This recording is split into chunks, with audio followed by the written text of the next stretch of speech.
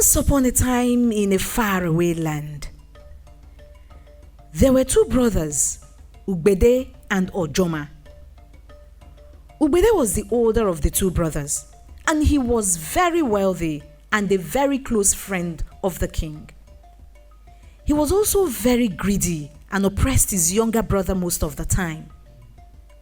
He was always looking for ways to take over his brother's own portion of the land they inherited from their late father. At the beginning of every planting season, Kody would be the first to clear his own portion of the land. Not because he's hardworking, but because he wants to encroach into his own brother's part of the land. He would clear a large portion from his brother's land, in addition to his own. And when Ojoma complains, Kody would threaten to use his wealth and connection to the king to deal with him. Ojoma became poorer and poorer as he continued to lose most of his inheritance to his brother. A long time later, Ojoma was left with just a piece of land and no crop to plant on it. He was very unhappy and a very lonely man too. One day, he saw his brother's wife preparing yam. She cut out the part they were to cook and went to throw away the head part of the yam. Ojoma quickly thought to himself, "Wait a minute, isn't that the head of the yam she just threw away?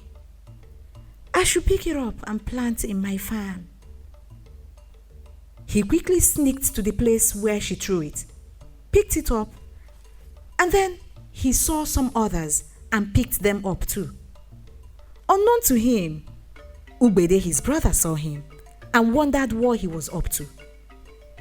I will keep an eye on him," Kody said. This continued for a while. Anytime Kody's wife disposed of the head of the yam, Ojoma would go and pick them up until he had gathered enough. He took them to his farm and planted them. Kody found this really interesting. He waited. Ojoma was very diligent and took very good care of his farm. Soon, the yams began to grow and looked very healthy. His farm was doing better than any other farm in the village. He was happy and hopeful. One morning, Ojoma thought it was time to harvest the yams. He took a basket, a cutlass, and a hoe and started towards the farm. Kody saw him and knew immediately where he was going and what he was up to. Secretly, he followed him.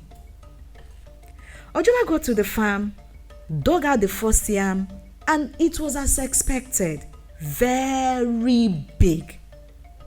Just then, Kody thought to himself, "I think it's time to act. That yam is really big.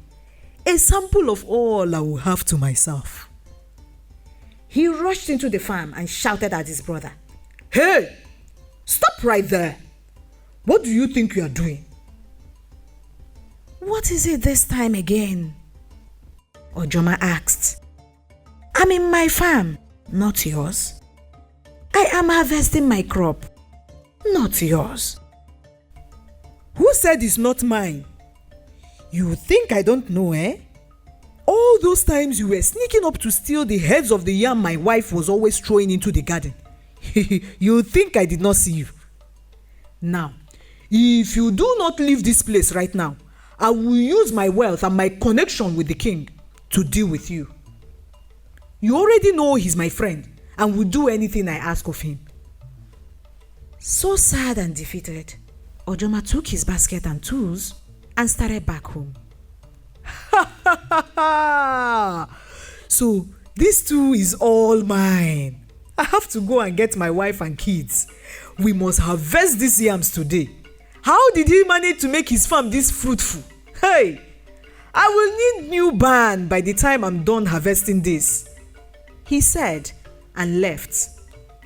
Unknown to him, an elderly man from the village, a very righteous man, saw everything that had happened. "Should I go and tell the king?" No. He's the king's friend. I need to do something.